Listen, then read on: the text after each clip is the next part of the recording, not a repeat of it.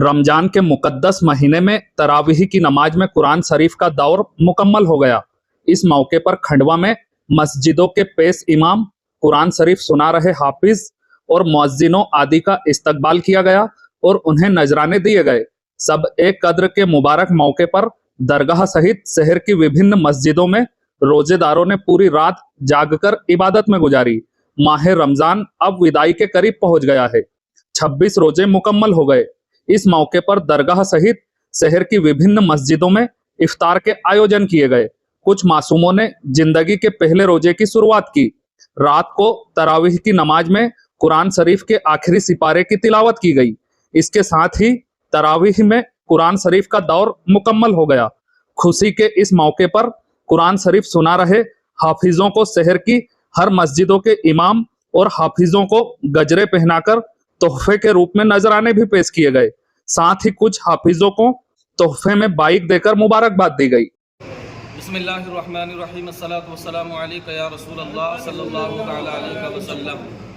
अल्हम्दुलिल्लाहिल हन्नानिल mannan वस्सलातु वस्सलामु अला रसूलिही सय्यिदिल इंसि वल जान, अम्मा बाद, फ़अऊज़ु बिल्लाहि मिनश शैतानिर रजीम, बिस्मिल्लाहिर्रहमानिर्रहीम, इन्ना अंज़लनाहु फ़ी लैलतिल क़द्र इला आखिर आयत।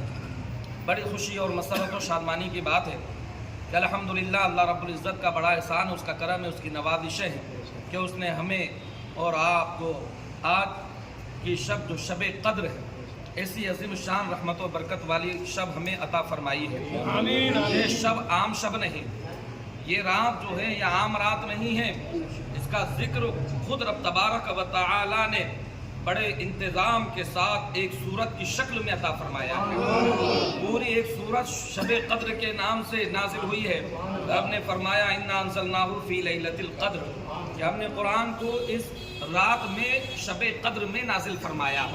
और शब क़द्र क्या है, इसके बारे में अल्लाह ने फरमाया क्या है ये, वमा अदराका मा लैलतुल क़द्र, ये लैलतुल क़द्र क्या है। तो कहते हैं रब तबारक व तआला, रब का कुरान ऐलान करता है लैलतुल क़द्र खैरुम मिन अल्फि शहर, कि ये लैलतुल क़द्र यानी शब क़द्र 1000 महीनों से बेहतर है।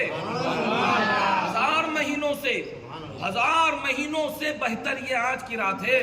इसमें होता क्या है, इसमें फरिश्तों का नुज़ूल होता है। हज़रत जिब्रील अलैहिस्सलाम फरिश्तों के साथ नाज़िल होते हैं और फिर वो ज़मीन पर फैलते हैं। जो अल्लाह के बंदे, हुजूर के चाहने वाले, हुजूर के आशिक, हुजूर के गुलाम, अक़ीदत और मोहब्बत रखने वाले, इबादत में, रिज़्क़ में, ज़िक्र में, अस्कार में मसरूफ़ रहते हैं और दुआएं करते, वो फरिश्ते उनके साथ आमीन बोलते हैं। एक रवायत में आता है कि फरिश्ते उनसे, इबादत गुजारों से, इबादत करने वालों से फरिश्ते मुसाफा लेते हैं। अब इससे बड़ी बरकत और इसकी फजीलत क्या हो सकती है कि जिसकी दुआओं के साथ फरिश्ते आमीन कहे और जिनसे फरिश्ते मुसाफा कहे करे। ये बड़ी अजमत और बरकत वाली रात है। अल्लाह तबारक व तआला बेहिसाब आज की रात में उन लोगों को जिन पर जहन्नम वाजिब हो चुका है, मौला तबारक व तआला आज की शब बेहिसाब लोगों को जहन्नम से आज़ादी अता फरमाए।